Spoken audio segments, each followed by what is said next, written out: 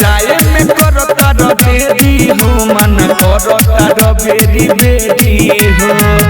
जाते नहीं खदेव घर बाबा से प्यार नहीं खेका ए बलमुआ जलवा ढार के विचार नहीं खेका ए बलमुआ जलवा ढार के विचार नहीं खेका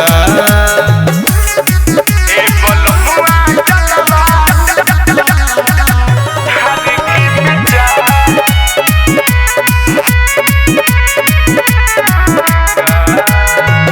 इच्छा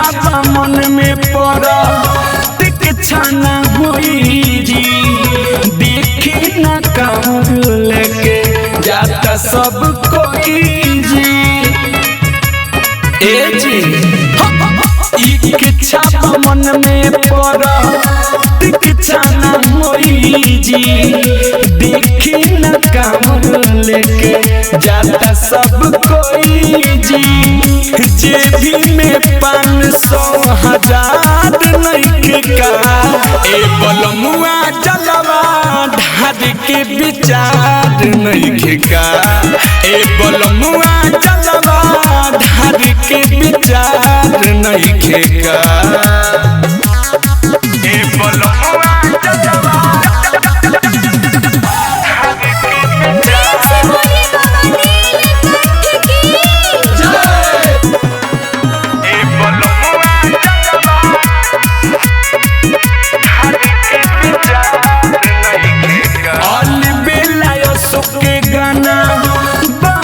बजावते हो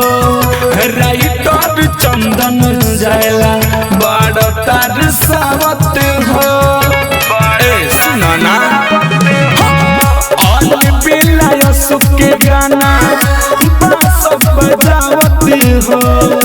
राइटर चंदन जायला बड़ तार सावत हो बाबा के तुह पे उपकार नहीं का ए बलमुआ जलवा ढार के विचार नहीं का ए बलमुआ जलवा ढार के विचार नहीं का।